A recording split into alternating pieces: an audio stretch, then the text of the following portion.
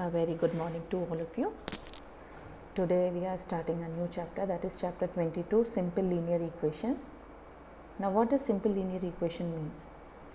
A mathematical statement which shows that two algebraic expressions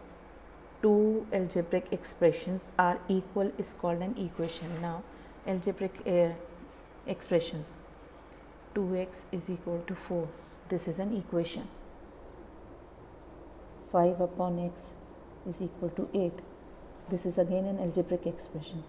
Two expressions which are supposed to be equal is called an equation. Next, a equation is said to be a linear. Now when do we use the word linear as used in the topic? When do we use the word linear equation?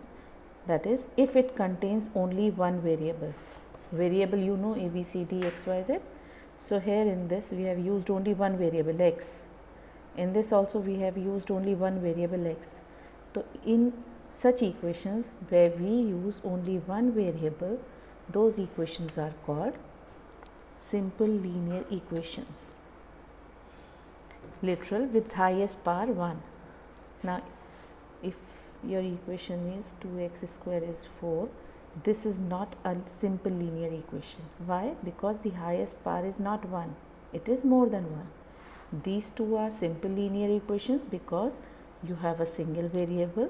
This is the first property, and secondly, the highest power of the variable is 1.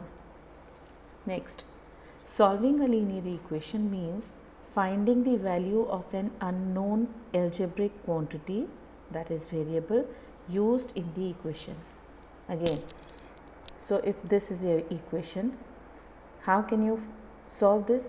By finding out the value of x. How we will find out the value? This I am going to tell you in the exercise.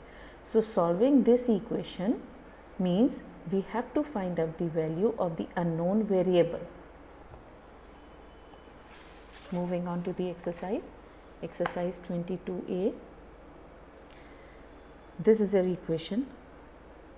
Now we have to find out the value of x such that adding that value of x to 2 gives you 6. Here it is easy. You can say 4 plus 2 is equal to 6. But how are we going to solve it mathematically? So the first step that we do is we will separate, we have got two sides. This is RHS and this is LHS. Sorry, this is LHS, left hand side, and this is RHS. We will let the variable remain towards the left hand side and we will take the numbers to the right hand side. In short, we will keep the variables on one side, all the terms with the variables on one side, and all the numbers or all the constants on the other side. Now here in this case, we will keep this x towards the left and we will take away this 2 towards the other side. Now there are certain rules that we have to follow when we change the position of the numbers. Like if this plus is going to the other side of this equal to sign, then this will become minus 2.